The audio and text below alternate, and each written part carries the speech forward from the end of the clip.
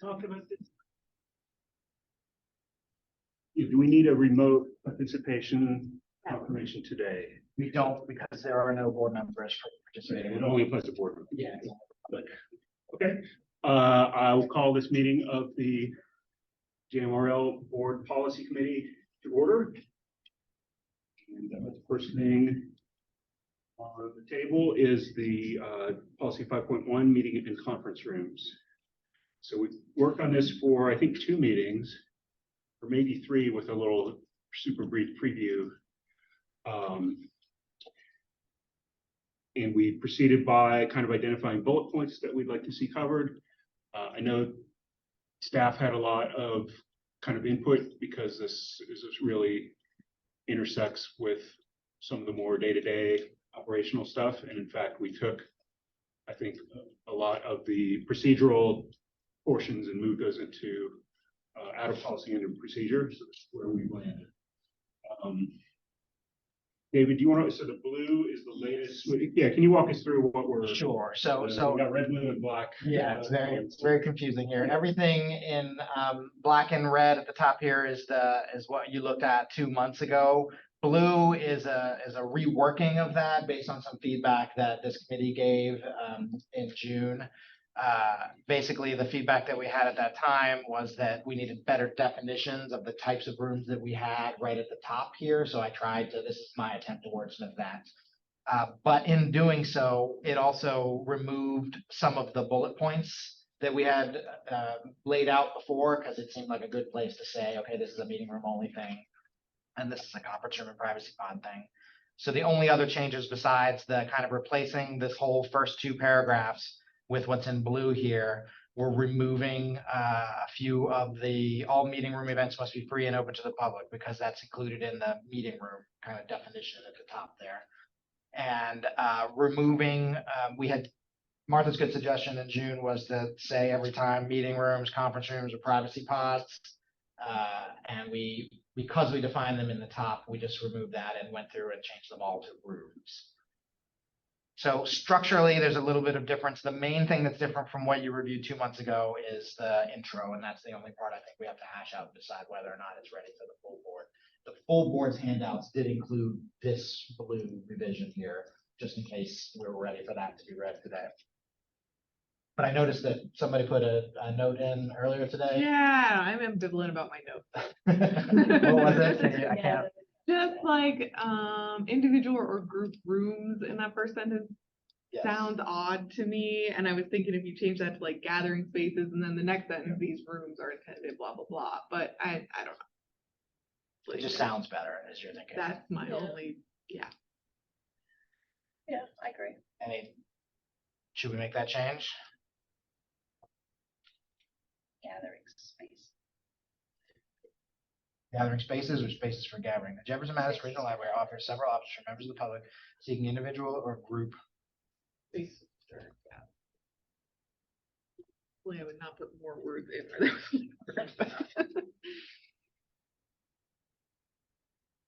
So now I just have to remember to change it here. This is the one that the board will look at.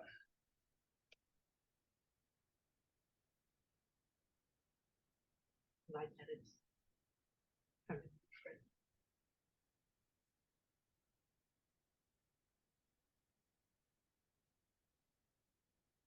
The color. I think you might have to hit the arrow thingy. Nope, not that arrow. Apparently, that's where I would have hit too. It just disappeared. Move it. Might as well. Thank you, Sarah. What do we decide on? Gathering spaces. Spaces for gathering. Okay. So Martha, did you get a chance to read this? Because I think I was trying to base it on what you were saying about wanting to have my note from last month said 2 months ago, purpose and a general explanation of what's available. Yes, it looks good to me. Yeah, I also think that's an improvement where we've got some bullet pointed clarity on what are all these terms we're throwing around. And then, as you say, everything else kind of just applies generally to all types of the rooms. Okay. This is a weird one because it is so procedural, but I think it's an important one because it's one of the most popular services. Right, people have to know what they need to know to use this. So are we ready to propose this for a first reading to the full board David, today? Yeah, Jenny. I did have one question. I don't know if this got discussed over the summer since I wasn't here, but in the intro, let's see, these rooms are intended to be used by the public for civic, cultural, and educational activities and for discussion of current public questions. That little phrase has always bothered me because I don't know why we're singling that. To me, that sounds like a civic activity, and I have never understood exactly why that was. You're talking about the for discussion part? Yeah, it's line number 2 in your intro, sentence number 2. That last little bit for discussion of current public questions. I don't even know what we were thinking when we put that in there, but to me, that falls under civic. And I think it's confusing. Yeah, that was taken, I think that's in the current policy. So it was lifted, I think, word for word from the Right. current policy. I guess my only thought would be, so we're not really talking about library programs here. We're talking about members of the public wanting to use a room.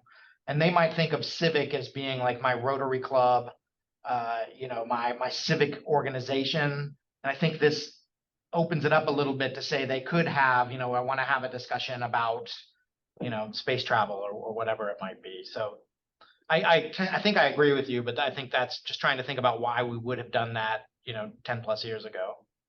Yeah. I find that confusing. I don't understand. To me, that sounds like a program that someone's doing for the public, not by library staff. Anybody could be, but you could have any kind of an educational program going on in there. And I just don't know why that particular bit is singled out. I find it confusing. Does anybody else think that? I see what you're saying, Jenny, because, right, anything that's a discussion of current public question could fall under civic, cultural, or educational. Right. And it wouldn't have to be current really either. I think it's just I think the intent is perhaps by way of example, rather than trying to be comprehensive and, everything would get involved. So then I think if that's Would the it case, change it to delete it? yeah, I think if that's the case, then we could get rid of it, right? I don't think it would change any of the underlying meaning. It's just, would it, and I'm also ambivalent about this, it's just it's a by way of example. Here's a type of thing you might do. Except it's got the and. Yeah, right. No, I understand. Not a such I'm just, that's my interpretation of what the intent might be. But I agree that that's not what the language technically says. I would agree with taking it out. I think it cleans it up. Managers? Yeah, I think taking it out makes sense. I can't think of a time when you would use that and it wouldn't be Yeah, under the other. Say, oh, yes, you're allowed to do this because it's a question, public, whatever it is, current public question, instead of saying it's civic or cultural. I mean, you could say, let me just throw out a curveball. You could say, and for connecting people with ideas, information, and each other. I mean, that's.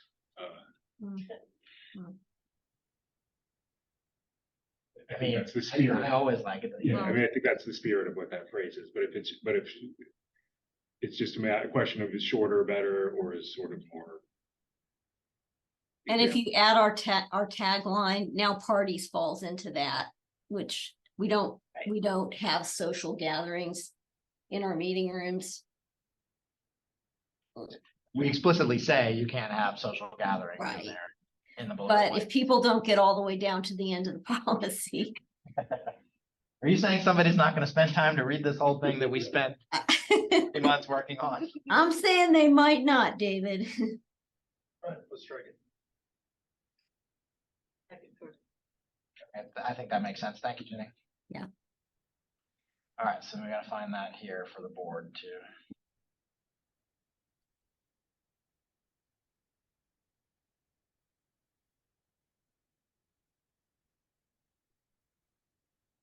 Okay, great. All right, last call. Otherwise, it sounds like we're ready to recommend this. Okay, this was a tricky one, so thanks everyone for the detailed guide. Yeah, I want to go on the record too and thank, we had a little group of managers that worked on this as well, so. All right, next up is equipment fund. And David, this was really your, Yeah, this is my party. So this actually, the equipment fund policy was due to be reviewed, I think, a little while ago, I believe last year, 2022. And at the time, we decided to table it because there was some discussion about having the regional agreement rewritten, and this is very much taken from JMRL's regional agreement. So in the end, the jurisdictions decided not to make any changes to the current regional agreement, which means JMRL is bound by the wording that's in there. So the equipment fund policy that we had said the Jefferson Madison Regional Library's equipment fund is generated by revenues from fees and fines collected from use of materials and equipment. Purpose is to support the orderly operation, maintenance, and replacement of library equipment. The fund is intended to be the first source of funding for equipment needs. Annually each June, all items to be purchased from the equipment fund will be presented to the board for review, which is fine. That's the process, basically. Although generally it's not June, it's a little bit ahead of that. We've been a little ahead of schedule on that. The regional agreement between Charlottesville, Albemarle, Greene, and Nelson counties already states the Board of Trustees will retain all fines and fees, excluding out-of-area library card fees, and a separate equipment fund to be used for maintenance, replacement, and purchase of equipment and purchase of books and other library materials. So in my mind, this is already covered. And I think the discussion that we had last year was that, well, we don't have these separate policies for other specific funds that the library has, and we're interested in and have been talking for a long time now about having some good documentation about that. Maybe whether that's a policy or an infographic we can hand out to explain funding to people. But that this is kind of an anomaly that sticks out and maybe we don't need it. So I would recommend that we remove this policy because it's already covered in the original agreement. Does this have anything to do with that little sort of dance that we have to do about accepting money for equipment? prove a grant. Yeah. She's talking. No, I think that's a separate thing. We do have a policy for grants saying we need to approve them, and because that requires board action at the time, I do think that that's important to keep. This is part of our regular budgeting cycle, basically. Every year the board will adopt this. So that's a good question, but Doesn't apply. I don't think it does. You triggered something in my brain. I lost it already, though. Yeah, this is, I remember what I was gonna say, Martha, is that the equipment fund is a separate fund that doesn't get counted towards the carryover that JMRL has to keep for 5%. So annually, we can only carry over 5% of our operating budget, so there's no like slush fund building up over time, basically. It's a really good policy. That's also written in the regional agreement, but the equipment fund is a separate entity. You can't use it though to pay for salary. It's for equipment and books specifically, it says in the original agreement.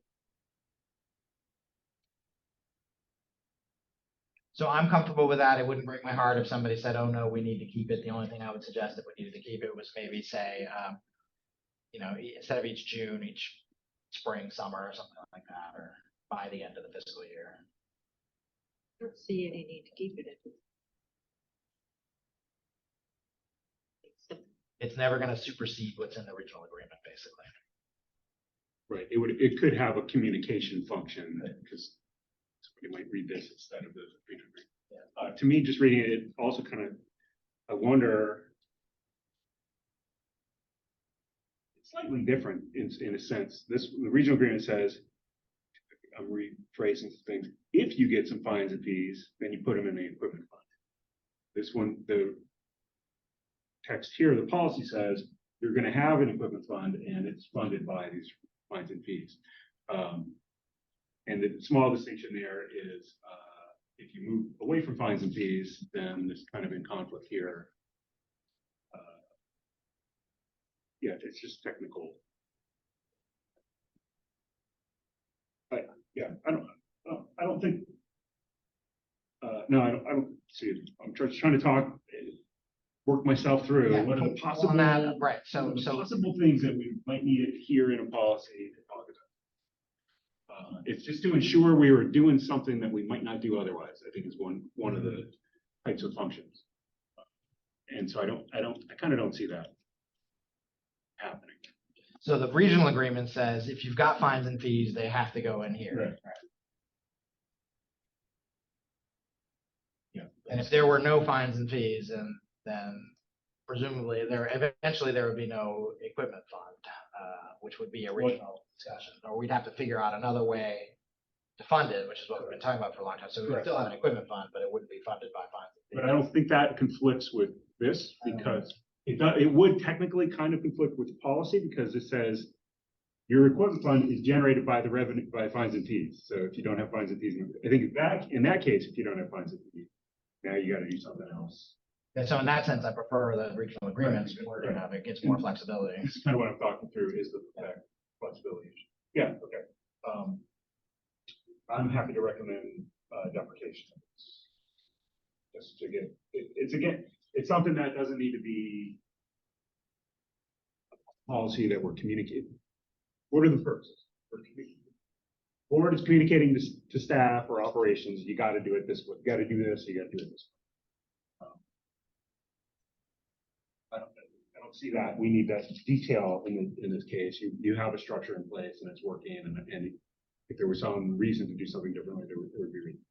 It's to communicate to the public. Here's how we do things and why, and what you should expect. I don't think people are going to care very much about, especially if we have this infographic we're talking about. Hey, you got the Chromebooks funded by an equipment fund, right? That came from fund fees, rather than you got the Chromebooks funded by, some other source. They just care. Hey, I showed up and there's Chromebooks. There's not.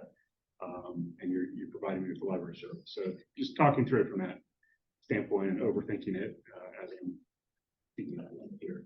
I don't see those drivers to have another policy in the. One of the other lenses that I use when we look at these reviews, the tenure reviews, is, well, why do we have this policy in the first place? And half of them are like a reaction to something happened, right? This one, I wonder if maybe a previous version of the regional agreement didn't include language about it, or it came up with a policy and then got it written in there. I could look back and find that, but because I can't think of what other reason the board would have said, oh, hey, we need a.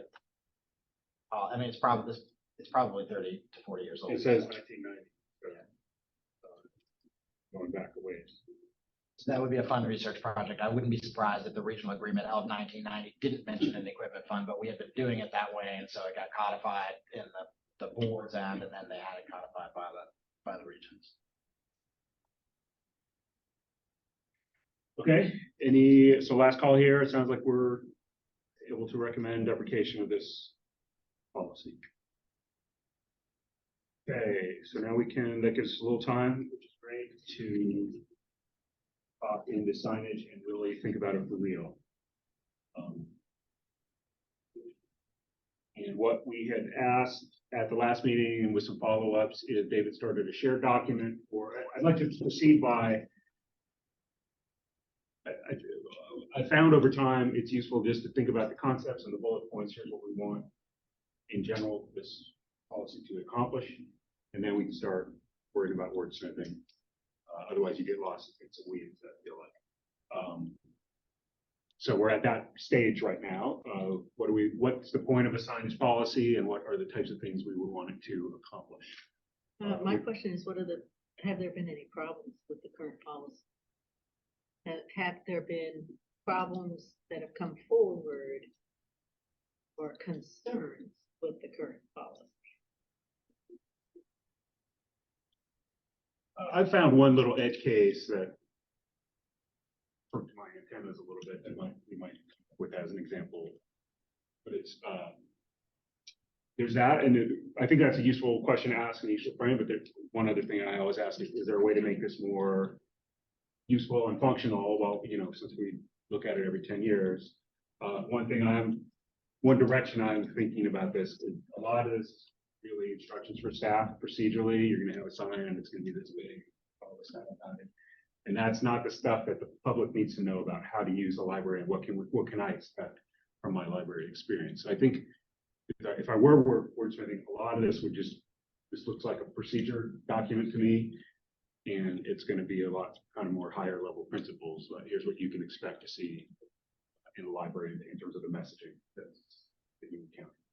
Yeah, if I can give a little background, before this, I believe Jackie, our PR person, is the one that came up with this because branches were just making signs willy-nilly. Handwritten signs. Yeah, there were all sorts of signs for all different things, and if you went from this branch to that branch, there'd be different signs. So Jackie Lickman, who was in Jennifer's job a couple PR. times back, came up with a style manual, came up with the guidelines so that you could expect some consistency from location to location on what the sign should look like. It's gonna, I think that's if it's a important JMRL context. sign, Why do yes. we have Why this do we policy? have the sign?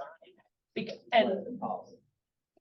And also, like, she would sometimes do the spot checking, going around and saying, I mean, I'll still get emails from her that say, oh, you have a sign up and it doesn't say, Does it have a logo or? or it's not laminated, or if it's not on cardstock, or it's not, it doesn't have the logo.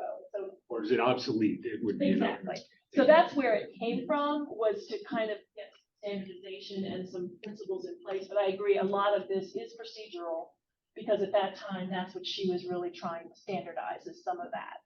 And I think too, we were discussing briefly before the meeting started, that we're not talking about public posted information which goes in specific areas in the library. The public can't just come in and stick a sign on the wall anywhere, basically. This is guidance for staff on what to put up. And I think the big thing in talking to people about this and thinking about it over the summer is the line between an information sign, a promotional sign, and some sort of decorative. Something that's just meant to put some color on the wall or whatnot. So I think all three of those are important. So to me, we would want something saying whatever guidance the board has for these things, because we want signs that say, like, here's the nearest emergency exit, things like that. We want signs that say this is the teen area, this is the kids area. We want signs that promote reading, that are promoting library programs, services, and offerings. So the one that I was looking at this morning was at Central Library, and it was from the city of Charlottesville saying that this building has been designated a cooling center. So it's not a JMRL sign. We didn't create it, but the owner of the building did. So, how much do we want to get into the weeds about that as well? But the other thing I was thinking about was similar to the meeting room policies, where we do have a few exceptions. You said, we don't let the public just come in and put up signs, but yet the Virginia Festival of the Book does it every year. Correct. They'll come So up and they put have up a the sign out front, they have a sign upstairs to direct where the thing is, and Yeah, we've the also Friends. had that reach with the Friends, and Book also sale, yeah. the Albemarle Charlottesville Historical Society with the program that they did last week had, they were putting up directional signs. So if we're not gonna allow that, we're not gonna allow it, or if we're gonna have exceptions, then they should be spelled out like they are in the meeting room policy. That example seems to me like a category thing, because those are temporary, from what I've heard. They are, those they're just for the temporary event. for the event. Like, signs generally could be temporary, but I would think that's. Yeah, and we do have groups that wanna put up signs. Yeah. Yes, because we say no if somebody wants. Or they'll pull a chair out in the hallway and stick a sign on it. Or Yeah, something, it's directional for that event. Yeah, it's, I agree that if you do it in one case, there should be some underlying principle of why you might not do it in some other. But it does speak to the look and feel and the patron experience that day as they're walking in. Yeah, but a little flexibility, because I do like the groups, it was a Albemarle County Public School group that was meeting in the Jefferson room. And they had pulled a sign and put it out in the hallway on the 3rd floor so that the people coming in would know where to go. And it was just for the time that their meeting was happening. They called me from reference and were like, Krista, can you check and see what they're doing out in the hallway? I went down and talked to them, and I was like, okay, I get it. It was temporary for that purpose. If there's a meeting every day and every group puts a sign on the chair, Yeah, that's a then you have a permanent chair. So that's, Do we need something like that? Do we need, a place where, Today in the library. well, we have a Yeah. meeting room schedule that says that, like at our library, but it's posted on the wall and, yeah. We have, you could use like whiteboards with arrows and things like that. I don't want to offer that for every group that meets the library. I think it's a kind of as a little flexibility as needed. But if we're gonna offer it to some, then we need to have. But we didn't offer it. They just did it. Jenny put some notes in here saying she Yeah. took a workshop on signage, saying there were 3 types, which are pretty close to what we were discussing there. Kind of policy, promotional, instructional, wayfinding, directional. Also saying that you don't think anyone's following the style manual guidelines anymore. I think there's less of an emphasis on them, but I think that we try to, some of them, like you want to make sure it's dated and has the staff member's initials, so we know if there's a sign, I know, oh, Mike made that sign, I can go ask him about it. The color scheme might be. And does some of that turn into procedure? Yes. And training, because I got some flyers recently from a new reference librarian. The flyers are very nice. None of them had the JMRL logo on them. Or they might have said, this is happening, but it didn't say where. Yeah. It's like, well, it doesn't really help because, okay, if it's in the library, I guess you assume it's central library. But if you're putting it out, it needs to say, so there has to be some oversight, and there's so many new staff. So I think that's part of it too, Jenny. Go ahead, Jenny. I think for a lot of this stuff is procedural, and I think for the purposes of this policy, it might be good to say what the categories are, what the categories of signage are, that permanent signage that are approved. And then if there's anything else, then we should be looking at it. So is it a library policy that we have posted? Is it promotional or instructional, or is it wayfinding or directional? And if there's anything else out there, then what is it? And do we want that? I mean, defining it might be a good thing since you want to know why we need this policy. Jenny, would something that's decorative, LeVar Burton with a big word that says read, would that be number 2 for you? Would that be Yes, I would call that promotional, and then, artwork in the branch is a whole different thing. Yeah. Because we do have artwork. Yeah, right. And we have a separate. Artwork policy. Do we? I feel like we do. That could be, I think it might be under displays and handouts. It might be covered by displays. There's the Portraits gifts of and- original on it. The portrait thing is its The own portraits, thing. right. We just did that one 2 years ago. Yeah, I wouldn't think of those as signs, but yeah, that's where. I some mean, definition where's comes the in. line between that and a poster? Right, because like I just get posters all the time from the Children's Book Council, which are promoting, Children's Book Week or promoting whatever. And then we get them from the National Poetry for National Poetry Month. We get posters all the time from different organizations, and they're promotional posters from this organization. So they're not promoting that one organization. It's not like an advertisement. No, like National Poetry Month, we get And a we poster. celebrate, JMRL celebrates National Poetry Month and holds programs. So that to me makes sense, and it would follow very much under promotional instructional. Can you just scroll through this whole document? I did not look at it right for, not Just what we're writing here? The shared part, yeah. We just all read through this briefly.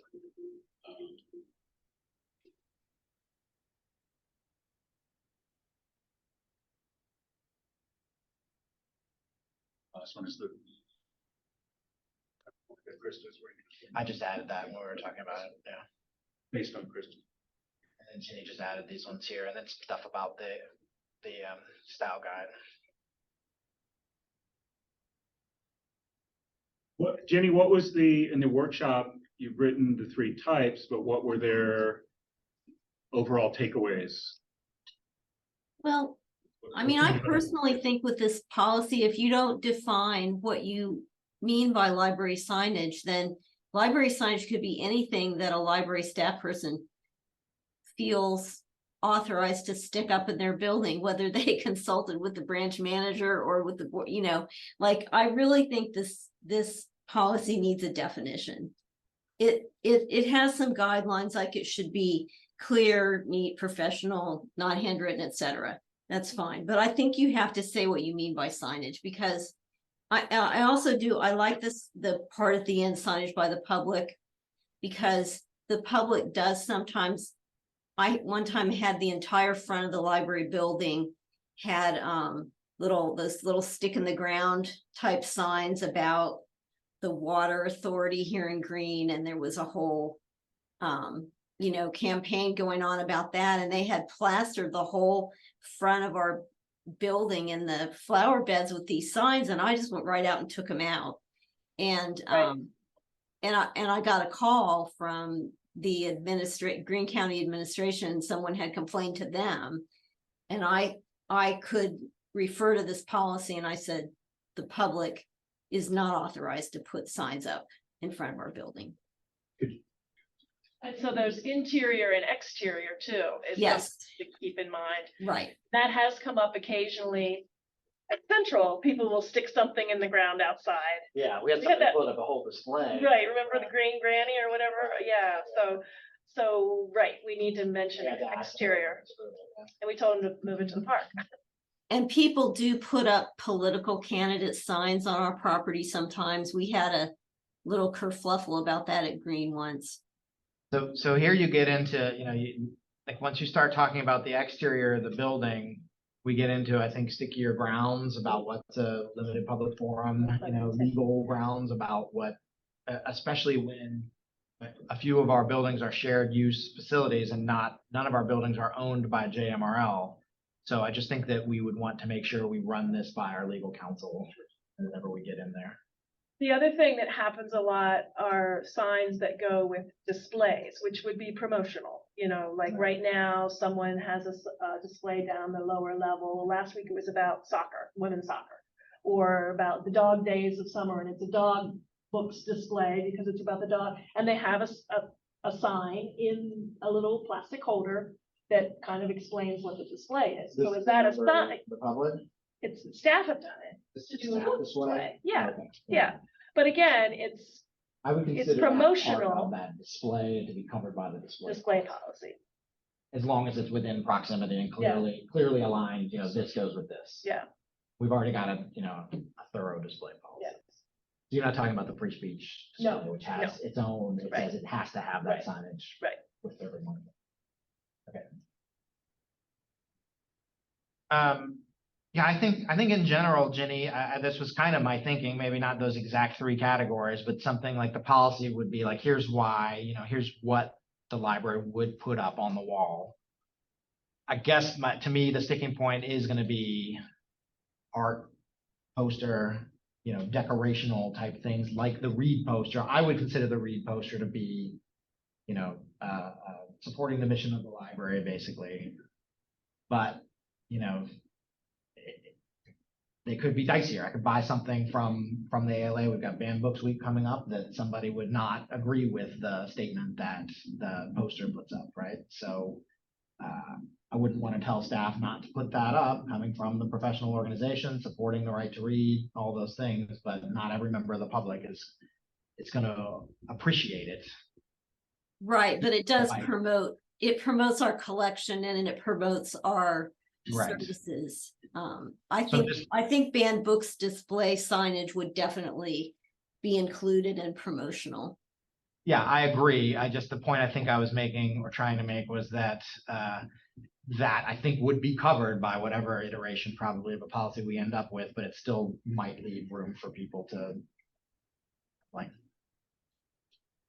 And then to me, that example is an interesting one because there's two aspects to that sign. There's the message about banned books, but I'm presuming it also has an ALA logo on it. Yeah. We, in our policy, said we support the ALA at some level. But again, that carries an endorsement of the ALA. We're in an environment now where I think it's up to 9 states have disassociated with the ALA and say, hey, as a state, our state library no longer recognizes the ALA as representing the interests and the values of our state. So in this room, I don't guess there's a lot of support for that idea, but I'm using it as an example of there's an implied endorsement when you got the logo of whoever made the sign. It wasn't the JMRL that made the sign. And so that is a topic I'm interested in. When maybe we could say ALA is an exception because it's already covered.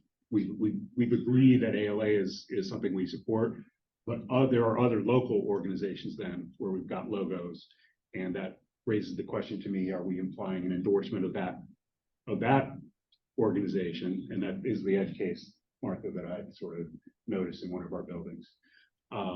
We also had the sign that we used, and I brought this up with David. Other libraries use the libraries are for everyone that we used August 2017. And it's not coming from the ALA, but it's a sign that a lot of libraries have adopted. But it doesn't have somebody's organization on it. It's made by a librarian in the United States, and it's meant to mean that all types of people are welcome in the library, and there's figures on it. I think they have one up over here in Northside right now. My only concern there, Mike, I hear what you're saying, is creating, like limiting what can be there. Because I could think of a bunch of examples. So, the Friends of the Library, the Virginia Library Association, the State Library, the Festival of the Book, the American Library Association, the universities, Piedmont, and it's just how long is that list going to end up being? And there's always going to be something right on the other side of it. So I would prefer more general language that said, supporting an organization, supporting JMRL's mission and values, or something like that. I agree that that's the way to get. So first of all, I'm just introducing the topic of perception of endorsing. There's a message that you're perceived to be endorsing, and then there's also potentially a sponsor or an organization that you're endorsing. And I agree that there's the reason why we might allow this implied endorsement of one organization and not another. There's got to be some underlying reason we like, other than the person who put the signs up likes that one and doesn't like the other. I mean, so I agree that aligning it with our mission. But I am putting into the table something that is in my mind is this being sensitive. I would like for the staff member, ultimately through the levels of training, to think about, hey, I'm putting this sign up. It's got this logo of this organization. We're now endorsing, we're going to be perceived to be endorsing that. Is that the right thing on a system level for me to be putting on the wall from that standpoint? I'd like that to be one consideration. So yes, it does need to be phrased in a general way. I certainly agree. We need to figure out what that underlying principle would be. Think about all the CDC signs we put up everywhere for like 2 years. Stack 'em up, yeah. Yeah, right. Everything's political. Yeah, and that having another conversation about in a specific case about a book that's on top of a shelf, like why does this book go on top of a shelf? And the God's honest truth is that it's usually because it doesn't fit in the shelf, right? Like whoever's trying to put the books in the shelf, this one won't fit and it goes on top. But discussion that we've been having among staff is saying, okay, well, everybody needs to be prepared to answer, like, why is this book on the, why are we? So I think that we can get behind a principle like that, as long as it's not so limiting that staff can't put up elbow reading, things like that. So, And that's also like an area where patrons frequently are putting stuff. oh yeah, when it comes Right, to like, take something out. Yeah, take it out. They don't know where it goes back. They stick it on That top, doesn't and it looks apply. like it's been put out for display, but it was really just random. Well, I liked your statement earlier that organization is supportive or supporting JMRL's mission and values incorporated. If we're going to be talking about exceptions, I think the definition of sign is an important point. That if we would be talking about something, we should have a name for the something that we're going to be talking about. Diving into this and looking at it, trying to figure it out, looking online. Oh my gosh, what are the legal ramifications for signs alongside the street and various other places? I do agree that the definition of what we are saying, a sign versus a poster versus a, is a poster a sign? And if we go back to these things of promotional and instructional policy, wayfinding, I think that will give some guidance in trying to develop a definition of what a sign is within the JMRL interior aspect. I think exterior is, I don't know if we need to address that in policy. Exterior to the building? Yeah. Maybe.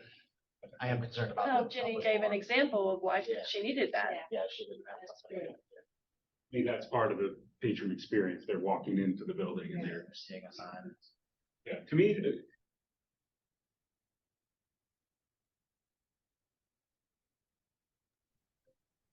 message can be informative or promotional. Generally, it's gonna have to, the message is gonna be in a written form. That's, I mean, you could say that artwork conveys a message, that's more visual. But I don't know if you would, if that would be part of the definition or not, that this message is a written message. Well, we've also got our signs now, and we have like a format where we have music sound. Sure. Putting up images floating across that. Is that going to be into this definition of sign, which here seems like it's more of a written, produced type of sign? But, With digital signage is quite a few, right? Yeah. Yes. and that would have to be.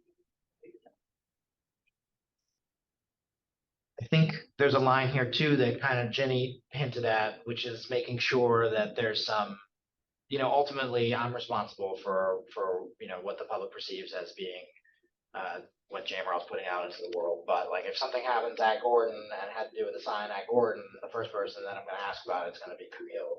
So I don't think that this belongs in policy, but we want to make sure that there's procedure saying that the manager in charge of that location approves signage, which I think is in the current sign. But to Jenny's point about, people just putting stuff up all there. So if the person putting it up and the manager both think about it and look at it through the lens of the policy, then it gives a little bit of two brains together as one. Is that a burden for you? Is a flyer a sign? Because children's staff are making flyers, reference staff are making flyers, like program flyers. And I see some of them because they send them to me to go up on the digital display board. Yeah. And that's where I say, oh, there's a typo, or oh, you don't have the logo, or oh, it's unclear. So I see those, but I don't always see everything that gets stuck on the wall in the children's room. It doesn't have to be you. Right, It could be the The- manager in right. charge of that right. department. You've got more under your tent pole than Well, a most. lot of more spaces too, like, Yeah, you and Lindsay, there are. well, and various Crozet departments has and Crozet. a lot too. But I would think like you don't want to be caught by surprise as somebody walking in and saying to you, like, I object to this sign there. You want to at least know like what was there and.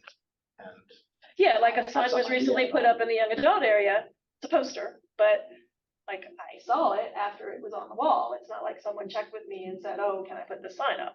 So I think we Yeah, we have to should be read. interested in some amount of like. Yeah, I guess.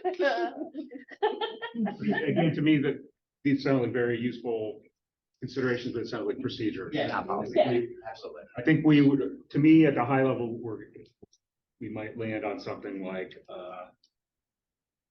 we put signage, whatever, after defining it, is gonna be clear and consistent with JMRL's, style and,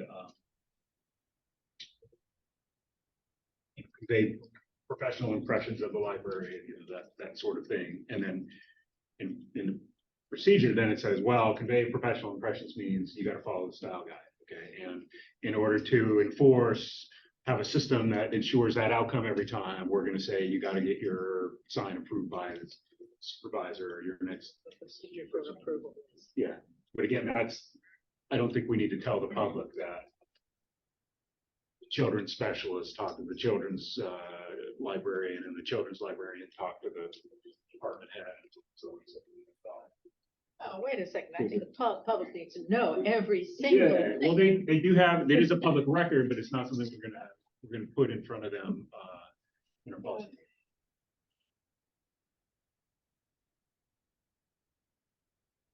So this is just, I'm just kind of putting up Yeah. here's what it might look like. Yeah. Because what I'm guessing where we're headed, Mike, with 15 minutes left here, is that we're gonna try to, here's the bones of it, and then Yeah. maybe we'll either assign some folks to work on part of it, or maybe you and I will try to wordsmith it. Yeah, today my goal is just try and get everything on the table that we want to do for. So defining a sign, setting the kind of the stuff that was in the first one, and, saying something along like, it's gonna look nice, right? Yeah, and what's the purpose of a sign? And say where it applies. Exterior as well as interior, if that's the case. Yeah, I think there's some work to be done there. Interior, exterior, I think, public versus internal.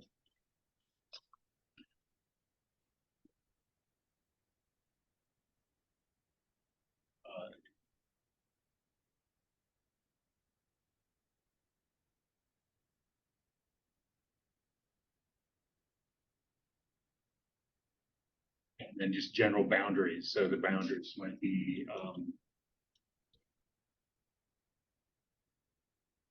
again, back to public. Something I haven't heard today that seems like it makes sense to me is just the time. Is there a big difference conceptually between this temporary sign that's just up for the day versus something that's going on the wall for a given year? Well, I know Jackie had, again, back when this was all pre-COVID, but keeping them current, like even if they're library signs, if I have a picture of a Reed spokesperson in one of the meeting rooms and their seats passed away, like, I need to check every once in a while to make sure. But also I'm thinking of some that we've had up since pre-COVID. I mean, they've just been there. So there's one, they just start to look.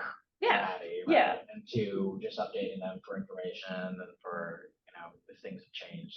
So I guess, again, it's educating our staff too, because there's one that's been in another one that has the word ain't, like AIN''T is on the poster.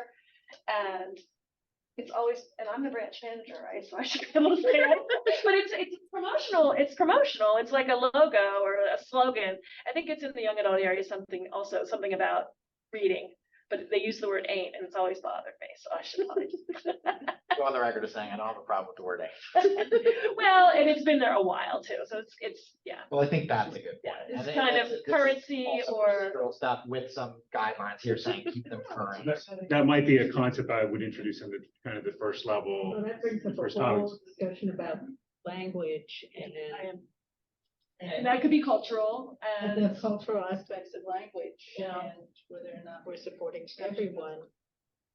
If we are saying it has to be school or, I don't know how you define that language, the King's language, I don't know. The King's English. That ain't the King's English.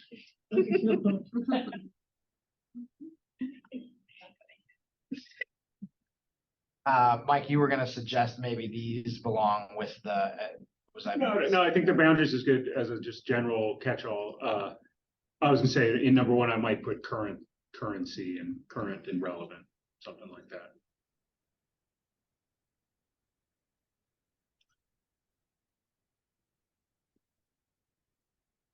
Okay. Do you wanna- Also, here's another one that's a good guideline, non-punitive. Yeah, tone. Yeah, non-punitive tone. I think that was in the, Yeah, I'll put that in the top also as a tone. That would be part of a professional standard is just with just put the word tone. right, you don't want a bunch of signs that say, don't Don't do do this, this, don't don't do do that. Welcoming tone.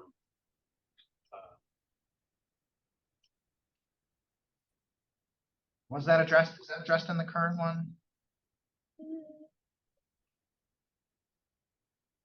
No, that was in the workshop that I took. Yeah, that's a good point. That's considered a dated signage thing to have a sign that has a punitive tone. No trespassing. It's just, yeah, it's just old school. there's one out front here I noticed We too. just have to No do smoking. trespassing signs. That's like Well, legal. smoking is a whole other issue. Yeah. Well, that and I mean, you've got signs, I mean, are we gonna be talking about staff only? Are we gonna be talking about our braille signs? Are we gonna be talking, I mean, Accessibility is signs, actually a very, accessibility. yeah. Every sign has to be accessible. We're not gonna. Cut way back on. I think that should be at least discussed. And then you wanna look at font too. Yeah, because there Yeah, are some things for readability. before you get to Braille that are like readability of font that are. Yeah, I mean, Standard. this type of A is not readable for many people who visual impairment. So I think the way we approach that at a very high, That's not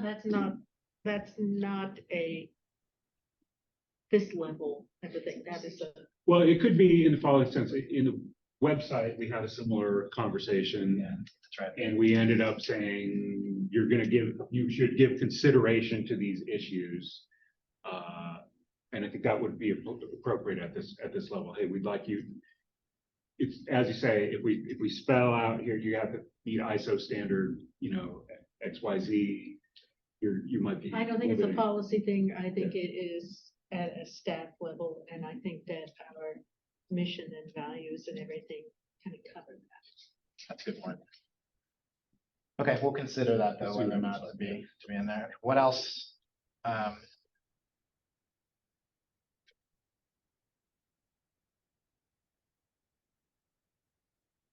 So something about groups and directional signage, it's interior, exterior. I think that we would talk about that in public versus internal. Yes. But what is the feel of the room? Yeah, what's our goal? Well, I think that's a really good, and we have a few minutes. I think that's a good example. So your public meeting today wants to make sure their attendees can find their way from the front door up the stairs and into the Jefferson room, was your example. What do you think, just as the branch manager who's seen it happen a couple times, should be the boundaries around that? Don't do it at all. Yes, you can do it, and here's how. Yeah. Yeah, I mean, we've had groups that try to put a sign on the front door, that says the meeting is in the Jefferson room on the 3rd floor, or just as you come in the door, they want to put it right there on that column. My boundary would be, with the exception of the book festival, I would prefer that they wait and have it up on the 3rd floor. They can, once you get to the 3rd floor, direct people to the room, but not on the front door, obviously, because that's and that's the other thing. They and a lot of our staff don't realize, they shouldn't be putting a sign on the front door. So if I'm not there and it's, 8 o'clock on a whatever night or a Saturday and I'm not there, a staff person might not realize that this group shouldn't put a sign on the front door. Or they might never see it. Right. So I think if we were to allow it, it would have to be, within the bounds of the meeting itself and something like within the proximity of the room. Like here, it would have to be like somebody would want to put, they can't cover up any other signs. There's a directional sign there that says meeting room, and if they put something on that, unless we provided a space for it. To me, this would be, I'm just getting into logistics, a type of solution where you have it's a semi-permanent thing. So you've got a sign on a post and it's got a little. We got the little letters you push in it. Maybe, yeah. I mean, It could be a whiteboard sign with an arrow where you but the key is it's not, it looks like a real intentional thing instead of an ad hoc, I just did it today. I'm thinking of at a hotel, you might see, here's the today and the activities And the today. conferences you go to, you Yeah. get your whole. Yeah, My dream was always to have that all digital, to have either a TV or some sort of pad out there that just says what's in there, but that doesn't help the people who just don't know where the room is. right. I think that we should all have colored footsteps. And they would put the footsteps down on top of the. That was during COVID. Yeah, we're really hard to get back up off of the carpet. There's no Velcro. Yeah, Yeah, we have spots on all of our carpets from Those floor stickers. stickers. Having to go through the UVA, the old UVA, taking my dad through that.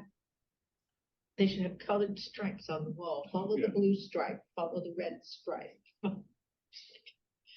Right, we're still gonna have to tell the public, because it's something I'm hearing comes out, how to interact with the library. I think my gut says, tell the public they can't put any signs up. Otherwise, you're gonna end up with a bunch of stuff. Yeah, which is pretty much what we say now. We tell them no, but I know sometimes we have, definitely for like the Friends and the Festival of the Book, we have allowed the place directional signage, but they also send people, they send like ushers, somebody will be standing out here to guide people. Well, they used to put a banner in front of the building. I think we could maybe say something along the lines of, in designated areas at the discretion of the person in charge, something like that. Because this past year, they had those flag type things out front that stuck in the ground. They were That's what they did last year, just to kind of library. Well, like our meeting room and conference room policies, we allow the regional friends, et cetera, VLA, et cetera, to sell things inside our meeting rooms. Yeah. So signage could be waived for those organizations. And they're called out specifically in the policy. Exactly. People. Yes.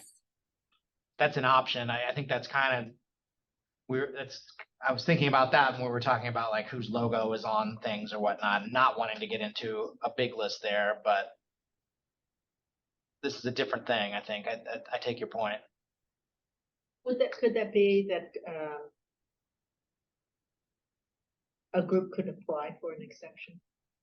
Something like that. Yeah. I mean, That way you don't have to spell out all those names. if Albemarle County, who paid billions of dollars for this building, is having a meeting in here, they put a sign up in the hallway and the staff calls me and says like, oh, there's a sign pointing for the jurisdiction here. Should we take it down? Like, I'm going to say, no, let's help our partner out here. But Well, this is exactly where I was gonna go, is something David and I have been talking about for years, and I think this might be the year we get to it. We have this concept of a partner, but it's very ill-defined.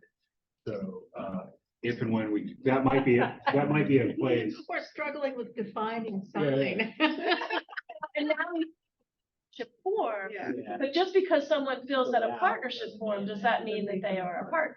And also sometimes we have a partnered program where we give our logo to somebody else to put on the flyer, and sometimes they send their logo to us, like welcoming week, is coming up, and so there's logos on I think there. that policy is up next year, Right. 24, As far as signs, it could be, a boundary could be, hey, if you have this partnership status, whatever it is and however you got it, that qualifies you to temporary, yeah. We get around the fine. We talked about it, That could be a definition, the boundary of whether you get to put your directional signs that day or not. I like you can't do it Unless unless you get an exception from Yeah. someone in charge. Approval, something like Yeah. that. and obviously, we have a branch managers meeting coming up in a couple weeks. It's just the first one for, since, and the branch managers are all gonna have their own, A lot of thoughts. thoughts on this, and what happens in their branches that we might not even know I don't- happens. That one's gonna be packed. I think this is more likely the October. So it'll be, right, because we won't be meeting, Generally we won't be cancel that meeting, one until- October?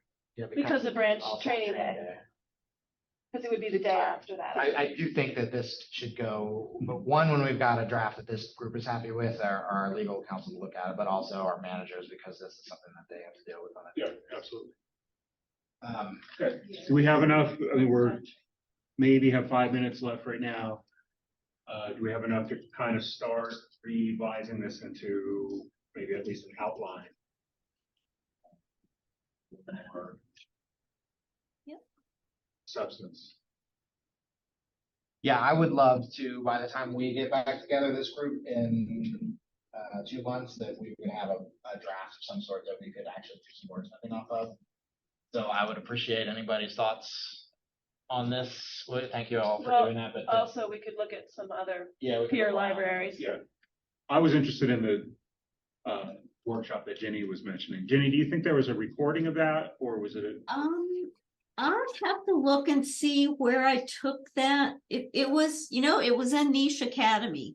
Oh, I don't know who was promoting it, but it was on Niche Academy, and I did it, I think, during the pandemic. Do you think it was LDA's Niche Academy? I think so, yes. I can find that, Mike, and send it around. Yeah, it's just it's along the lines of we're not reinventing the wheel here. Yeah. Other libraries have signs. Okay, well, let's, if you would like to volunteer to work with David on moving from where we are here to some wording, get in touch with him.